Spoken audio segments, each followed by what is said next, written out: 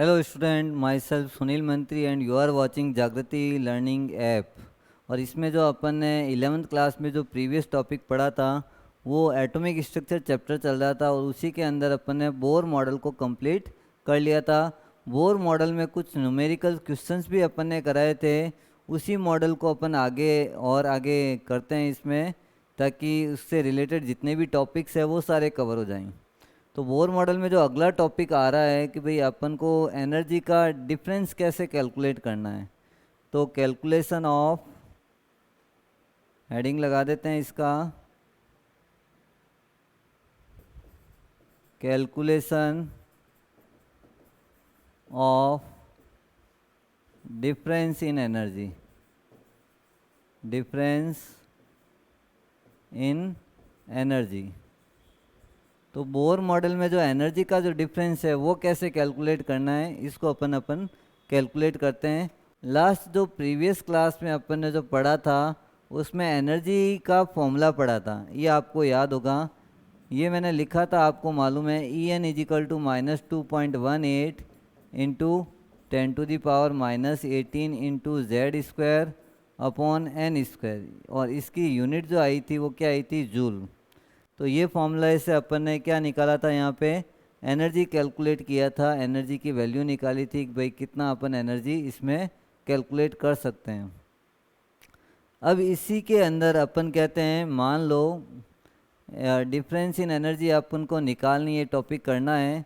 तो मान लो ये न्यूक्लियस है और न्यूक्लियस के बाद ये क्या होती है, सेल्स, सेल्स होती है। अब यहाँ अपन सेल्स के बारे में अगर देखेंगे कि यहाँ का इलेक्ट्रॉन यहाँ से कहाँ जा सकता है, हायर एनर्जी में भी जा सकता है, और हायर का इलेक्ट्रॉन कहाँ आ सकता है, ग्राउंड लेवल में भी आ सकता है, लो एनर्जी में भी आ सकता है। तो इलेक्ट्रॉन चाहे लो से हाई जाए या हाई से लो आए, तो उसमें एनर्जी का एक्सचेंज होगा या एनर्जी चेंज होगी। वो चेंजेज ऑफ एनर्जी कैसे कैलकुलेट करते हैं, इसको अपन यहाँ समझाते हैं कि भाई इलेक्ट्रॉन अगर फर्स्ट एनर्जी लेवल पे और थर्ड पे जा रहा है तो एनर्जी को वो क्या करेगा, एब्जॉर्ब। और यहाँ थर्ड से अगर मान लो फर्स्ट में आ रहा है तो उस एनर्जी को क्या करेगा, एमिट करेगा। तो एमिटेड और absorb energy can be calculated by Bohr model by this formula of energy. तो इस फॉर्मूले से अपन ये कैलकुलेट कर सकते हैं एनर्जी का, कितना एनर्जी में एक्सचेंज हुआ, कितना एनर्जी गेन किया या कितना एनर्जी लूज किया। ये सारी वैल्यू अपन यहाँ से कैलकुलेट कर सकते हैं। देखो फॉर्मूला ये है, अगर मान low electron first energy level पे है तो इसके लिए अपन फॉर्मूला क्या लिखेंगे, ई एन वन का मतलब फर्स्ट एनर्जी लेवल मान लेते हैं, equal to -2.18 into 10⁻⁻18 into Z square upon n square. N first energy level है। अब यहाँ से ये मूव कर गया हायर एनर्जी में, तो सेकंड के लिए अपन क्या मान लेते हैं, ई एन। तो E n is equal to -2.18 into 10⁻⁻18 into Z square upon n का स्क्वायर। ये इक्वेशन नंबर फर्स्ट और ये इक्वेशन नंबर 2। अब जब डिफरेंस आपको निकालना है, ये फाइनल माइनस क्या करना पड़ेगा, इनिशियल। फाइनल एनर्जी क्या है, n2, और इनिशियल कौन सी है, n1। तो आपको अगर डेल्टा ई निकालना है तो डेल्टा ई निकालने के लिए अपन क्या करेंगे, इक्वेशन 2 माइनस इक्वेशन फर्स्ट। तो इक्वेशन 2 में से इक्वेशन फर्स्ट को लेस करना पड़ेगा ताकि ये वैल्यू अपने पास आ जाए। अब यहाँ करने के लिए अपन क्या करते हैं, यहाँ पे सेकेंड एनर्जी जो है ये कौन सी है, ये वाली है, और फर्स्ट ये वाली है। इन दोनों का डिफरेंस करते हैं। तो यहाँ मैं लिख देता हूँ delta E is equal to E n2 minus E n1 is equal to क्या लिखेंगे, सेम चीज़ ये लिख देते हैं, -2.18 इंटू 10⁻⁻18 इंटू ये हो गया सेकंड का जेड स्क्वायर अपॉन n2 का स्क्वायर, और माइनस ब्रैकेट लगा देते हैं, फिर वापस -2.18 into 10⁻⁻18 into Z square upon n1 का स्क्वायर, ये लगा दिया।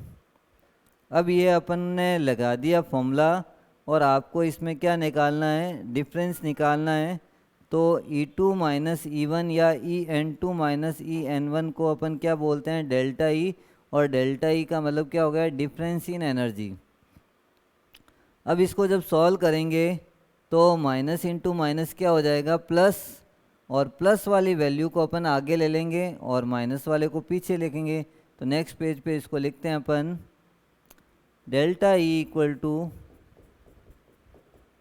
2.18 into 10⁻⁻18 into Z square upon N1 square minus 2.18 into 10⁻⁻18 into Z square upon N2 का स्क्वायर। तो ये अपन ने लिखा है इसके अंदर जेड स्क्वायर अपॉन N2 का स्क्वायर। अगर इन दोनों में अगर कॉमन की बात करें तो कॉमन कौन सी वैल्यू आएगी यहाँ पे, तो यहाँ लिखेंगे delta E equal to common कौन सा ले लिया, 2.18 इंटू 10⁻⁻18 और जेड स्क्वायर ये कॉमन ले लेते हैं। तो कॉमन लेने के बाद क्या आएगा, 2.18 इंटू 10⁻⁻18 इंटू जेड स्क्वायर। अब पीछे कॉमन लेने के बाद बचा क्या मेरे पास, 1/N1 square minus 1/N2 square, ये बच गया। और ये जो चेंजेज इन एनर्जी आ रही है वो इसकी यूनिट क्या लगानी है आपको, जूल। अब यहाँ जो कर रहे हैं अपन N1 और N2 की value, N1 low energy level है और N2 कौन सा, हायर एनर्जी लेवल है।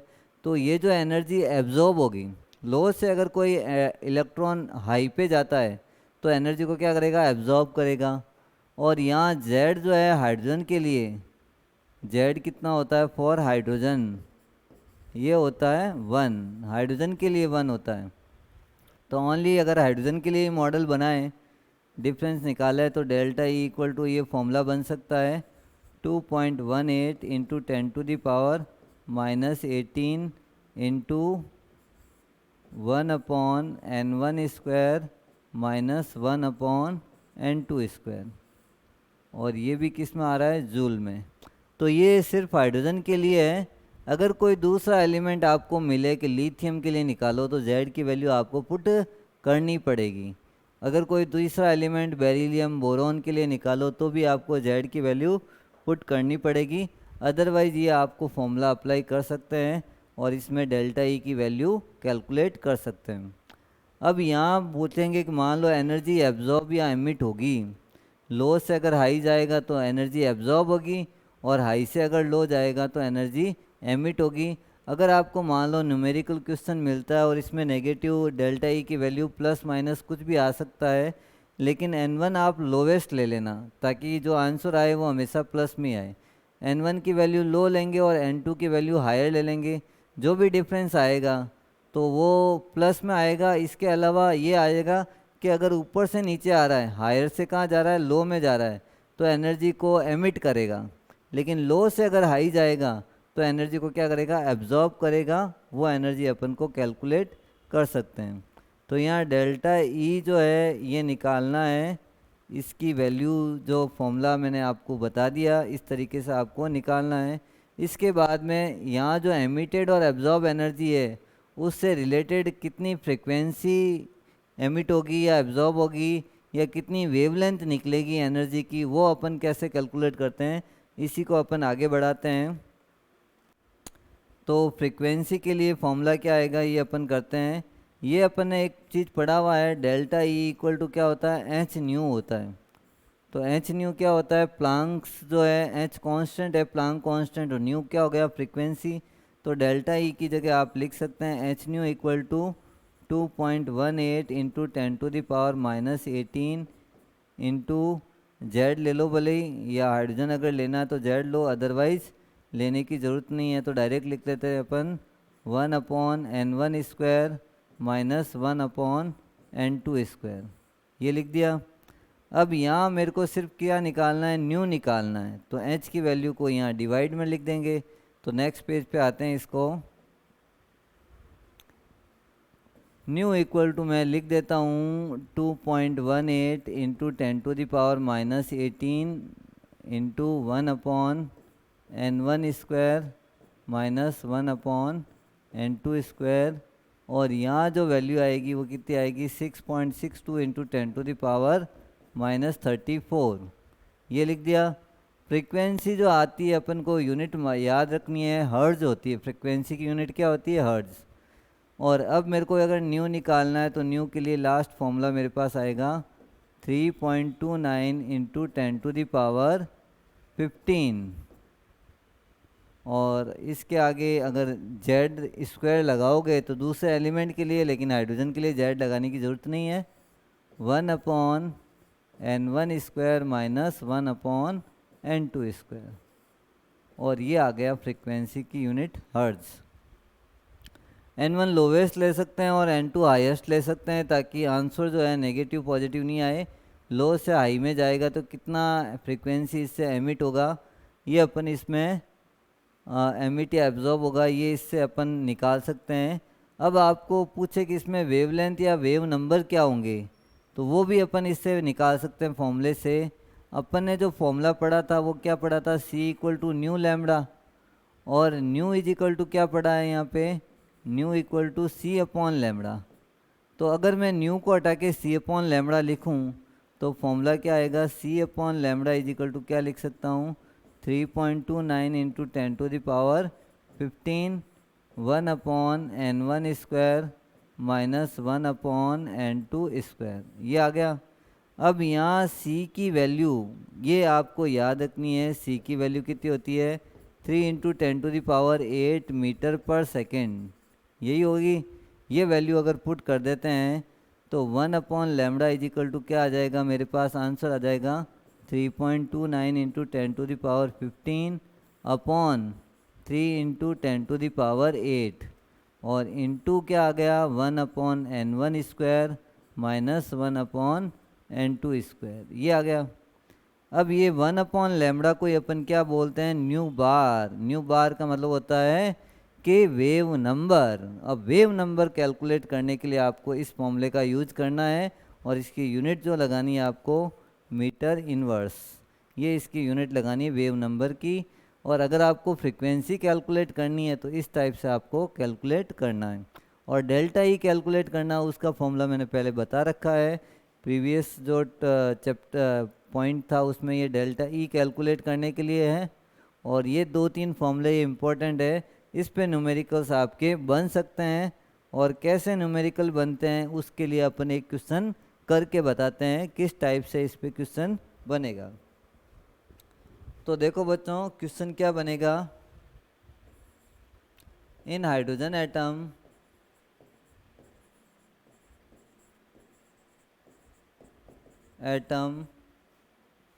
Electron move from second orbit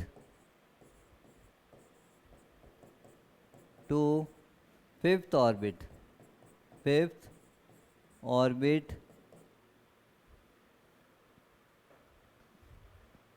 then calculate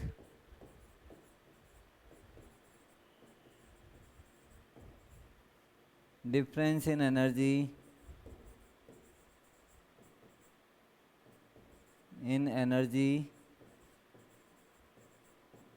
and associated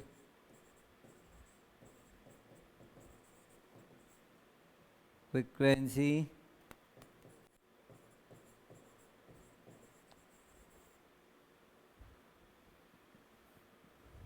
with electron. Associated frequency भी आपको निकालनी है और चेंजेज इन एनर्जी भी आपको निकालनी है। निकालने के लिए फॉर्मूला वही है अपने पास। क्या निकालना है यहाँ पे? डेल्टा ई अपन को निकालना है और डेल्टा ई निकालने के लिए जो फॉर्मूला लगाना है वो यही लगाना है 2.18। और एटम कौन सा? हाइड्रोजन। तो आपको जेड की वैल्यू लिखनी नहीं है, 1 ले लेता है 10⁻⁻18 इंटू 1 और यहाँ पर 1/n1², sorry 1/n1² minus 1/n2²। ये आ जाएगा। अब n1 लोवेस्ट लेना है क्योंकि कहाँ से कहाँ मूव कर रहा है? सेकंड टू फिफ्थ जा रहा है। सेकंड लोवेस्ट ले लेंगे और फिफ्थ हाईएस्ट में ले लेंगे, तो वो जो एनर्जी एब्जॉर्ब करेगा ये पॉजिटिव में आएगा। अब यहाँ कैसे आएगा देखो, वैल्यू पुट करते हैं, डेल्टा ई इक्वल टू क्या आ जाएगा 2.18 इंटू 10⁻⁻18 और इंटू 1/n1 की जगह 2 की पावर 2 माइनस n2 की जगह 5 की पावर 2। और ये जो आएगा डिफरेंस जो आएगा वो किस में आ रहा है, जूल में आ रहा है। तो अब इनको जब सॉल्व करेंगे तो डेल्टा ई कैसे कैलकुलेट करेंगे, डेल्टा ई इक्वल टू क्या आ जाएगा 2.18 इंटू 10⁻⁻18 इंटू 1/4 माइनस 1/25, ये आ गया। अब इनके दोनों के आपको क्या लेना पड़ेगा, एलसीएम। और एलसीएम लेने के लिए अपन क्या लेते हैं यहाँ पे, डेल्टा ई इक्वल टू क्या कर देंगे यहाँ पे 2.18 इंटू 10⁻⁻18 इंटू जो आपके आ जाएगा यहाँ पे एलसीएम में आ गया 100 और 4 डिवाइडेड बाई 100 25, तो 25 1 जा 25 माइनस 25 ये हो गया 4। और ये सॉल्व करने के बाद जो आंसर आ रहा है मैं इधर लिख रहा हूँ इसको, डेल्टा ई इक्वल टू मेरे पास आंसर आ गया 2.18 इंटू 10⁻⁻18 इंटू 21 डिवाइडेड बाई 100। और ये जब 100 अगर आप उसको ऊपर भेजोगे तो कितना आ जाएगा यहाँ पे 2.18 को 21 से मल्टीप्लाई करो इंटू 10⁻⁻20 और आंसर किस में आ जाएगा, जूल में। तो ये वैल्यू आएगी, इसको मल्टीप्लाई करके सॉल्व करना पड़ेगा तब ये फाइनली इसका आंसर आएगा। ये अभी जो मैंने निकाला सिर्फ क्या निकाला, डिफरेंस इन एनर्जी, ये चीज़ निकाली है। अभी आपको इससे एसोसिएटेड फ्रीक्वेंसी जो है रिलेटेड टू इलेक्ट्रॉन आपको अभी निकालना है। और ये निकालने के लिए अपन न्यू का फॉर्मूला लगाएंगे। तो वो फॉर्मूला है क्या, ये यहाँ लिखते हैं अपन नेक्स्ट पेज पे। अब इसी को सॉल्व कर रहे हैं।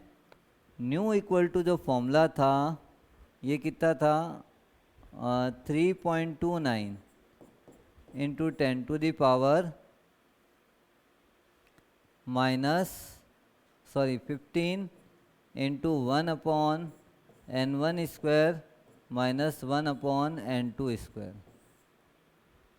तो ये फॉर्मूला लगाएंगे और क्या निकालेंगे, न्यू निकालेंगे। और न्यू निकालने के लिए ये न्यू 3.29 इंटू 10⁻15 और यहाँ 1/n1 की जगह 2 की पावर 4 माइनस 1/ इसकी आ जाएगी 25। तो यहाँ जब इनका एलसीएम लेंगे और सेम वैल्यू आएगी तो आपको लास्ट इसका आंसर बता देता हूँ, इंटू 10⁻15 इंटू 21/100। और जब इनको इससे लेस करेंगे 21 को 3.29 से मल्टीप्लाई करो तो 3.29 इंटू 21 इंटू 10⁻³ हो जाएगा 13। और फ्रीक्वेंसी की जो यूनिट होती है वो होती है हर्ट्ज़, ये आपको लिखना है इसके अंदर। तो इस टाइप से आपको difference in energy Bohr model से रिलेटेड और फ्रीक्वेंसी उससे एसोसिएटेड एनर्जी से रिलेटेड आपको इस फॉर्मूले से कैलकुलेट कर सकते हैं, इसमें अपन निकाल सकते हैं। तो ये अपना टॉपिक यहाँ पे या क्वेश्चन जो है वो सॉल्व हुआ। इसके बाद एक क्वेश्चन और करवाते हैं ताकि इससे रिलेटेड जितने भी क्वेश्चंस बनते हैं वो आपको समझ में आ जाए। तो नेक्स्ट एक क्वेश्चन लेते हैं। यहाँ मैं लिख रहा हूँ questions, calculate the difference in energy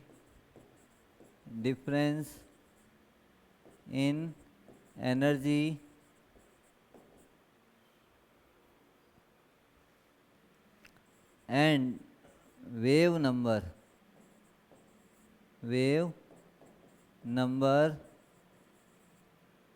associated to energy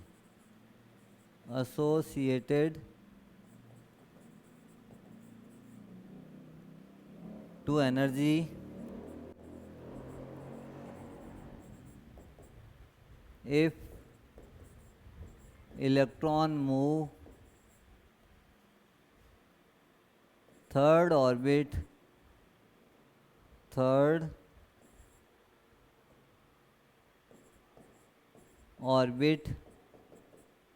to fourth orbit in hydrogen atom.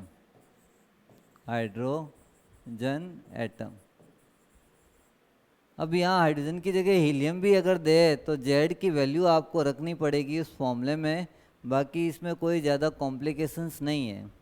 तो आपको इसमें दो चीज़ें पूछ ली, एक तो डिफरेंस इन एनर्जी और इसमें वेव नंबर भी पूछा है, तो दोनों सॉल्व करके बतानी है अपन को।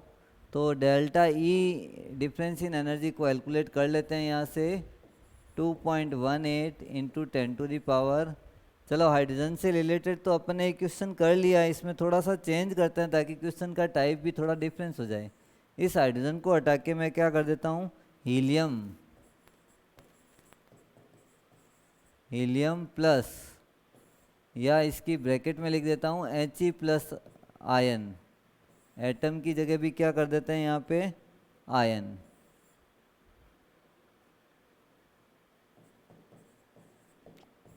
ये आपको कैलकुलेट करना है, ये सारा वैल्यू आपके गिवन है। करना कैसे, ये यहाँ पे दे रखा है delta E equal to 2.18 into 10⁻⁻18 into यहाँ आ गया हीलियम प्लस दे रखा है, तो जो फॉर्मूला निकालेंगे जेड स्क्वायर, और ब्रैकेट में यहाँ पे क्या लिखेंगे 1/n1 square minus 1/n2 square, ये लगा दिया। अब अपन जो देख रहे हैं यहाँ पे जो डेल्टा ई निकालेंगे यहाँ पे, तो किस टाइप से निकालना है, delta E equal to 2.18 into 10⁻⁻18 into Z की वैल्यू हीलियम प्लस आयन के लिए होती है 2, तो 2 का स्क्वायर यहाँ 4 लगाना पड़ेगा। अब कहाँ से कहाँ मूव कर रहा है, थर्ड से फोर्थ जा रहा है, तो 1/3 का स्क्वायर 9 माइनस 1/4 का स्क्वायर कितना आ गया 16। ये सॉल्व करना है। तो सॉल्व करने के बाद में अपन क्या लिखेंगे यहाँ पे डेल्टा ई इक्वल टू क्या लिख देंगे 2.18 इंटू 10⁻⁻18 इंटू 4 अपॉन ये 19 इंटू 6 9 इंटू 16, ये एलसीएम ले लेंगे और इसमें आ जाएगा यहाँ 16 और यहाँ आ जाएगा 9। ये करने के बाद में अपन इसका आंसर निकालेंगे, डेल्टा ई इक्वल टू क्या आ जाएगा यहाँ पे 2.18 इंटू 10⁻⁻18 इंटू 4 और इंटू 16 माइनस 9, ये 16 माइनस 9 हो जाता है आपके 7, तो 7/9 इंटू 16, ये और काट दो यहाँ से 4 4 जा, और फिर यहाँ पर जो बचेगा उसको आप सॉल्व करोगे तो आंसर आ जाएगा। वैल्यू पुट कर देता हूँ मैं 2.18 इंटू 7/9 इंटू 4 इंटू 10⁻⁻18, ये आपकी यूनिट आ जाएगी इसकी जूल। तो ये जो सॉल्यूशन आपको करना है, अभी तक तो मैंने डेल्टा ई निकाला है, डेल्टा ई निकालने के बाद अपन को अभी क्या निकालना, वेव नंबर भी निकालना है। तो वेव नंबर कैसे कैलकुलेट करते हैं, इसके लिए अपन एक और फॉर्मूला अप्लाई करते हैं वेव नंबर का, जो अपन ने लास्ट जो करा था उसके अंदर ही। तो वेव नंबर के लिए 1/λ, और 1/λ को क्या करते हैं न्यू बार, जब सॉल्यूशन किया था वो टॉपिक जो लास्ट, उसमें ये वैल्यू आएगी आपकी 1.0967 इंटू 10⁻7, और इंटू में आएगा आपके यहाँ जेड स्क्वायर भी आएगा। देखो एटम के ऊपर डिपेंड करता है जेड स्क्वायर, तो यहाँ मैं लगा देता हूँ Z square 1/n1 square minus 1/n2 square. अगर हाइड्रोजन होता तो जेड कितना हो जाता 1, लेकिन यहाँ दे रखा है जेड यहाँ पे, तो आपको अप्लाई करना है, हीलियम प्लस के लिए निकालना है 1/λ। तो 1/λ इज इक्वल टू अपन क्या लिखेंगे 1.0967 इंटू 10⁻⁷ और इसकी यूनिट जो होती है वो मीटर इन्वर्स होती है, ये भी नोट करना। मीटर इन्वर्स z की वैल्यू अपन को जो लेनी है वो 2⁴ और मल्टीप्लाई में जो सॉल्व करना है 1/3 का पावर 2 माइनस 1/4 का पावर 2, तो 4 4 जा कितना होता है 4 इंटू 4 4 4 जा 16। ये सॉल्व करने के बाद वापस वही एलसीएम लेना है 1/λ इक्वल टू 1.0967 इंटू 10⁻⁷ इंटू 4 और एलसीएम ले लिया 9 इंटू 16 और 16 माइनस 9। ये सॉल्व किया, यहाँ पे 4 को इसमें काट दिया और 4 9 जा 36 होता है, 16 माइनस 2 ये करना अपन को, तो इक्वल टू में क्या लिखेंगे 1.0967 इंटू 7 अपॉन 36 इंटू 10⁻⁷ और इसकी यूनिट क्या लिखनी है मीटर इन्वर्स। ये अपनी सॉल्यूशंस जो आएगा ये इसका 1/λ की वैल्यू आएगी। इस तरीके से आपको इसका वैल्यू को कैलकुलेट करना है। तो अपने जो क्वेश्चन किसी टाइप से बने, changes in energy, difference in energy, wave length, wave number, कुछ भी करना, जैसे वेव लेंथ भी अगर पूछे तो आपको क्या करना है, सिर्फ लैम्बडा को ऊपर लेके आना है, 1 को नीचे लेके आना। तो इससे अपन क्या निकाल सकते हैं, यहाँ पे वेव लेंथ कैलकुलेट कर सकते हैं और यहाँ पर इसको अपन सॉल्व करके wave number, wave length, frequency और डिफरेंस इन एनर्जी की कैलकुलेशन इस फॉर्मूले से कर सकते हैं। तो आपको 2-3 फॉर्मूले आज मैंने बताए, उससे रिलेटेड क्वेश्चंस भी आज सॉल्व करके बताया। अगर आपको फिर भी अगर डाउट लग रहा है तो आप इसमें ऐप में जो गिवन नंबर है उस पर कॉल कीजिए और इस चैनल को ज़्यादा से ज़्यादा सब्सक्राइब और शेयर कीजिए। थैंक यू बच्चों फॉर ज्वाइनिंग दिस क्लास।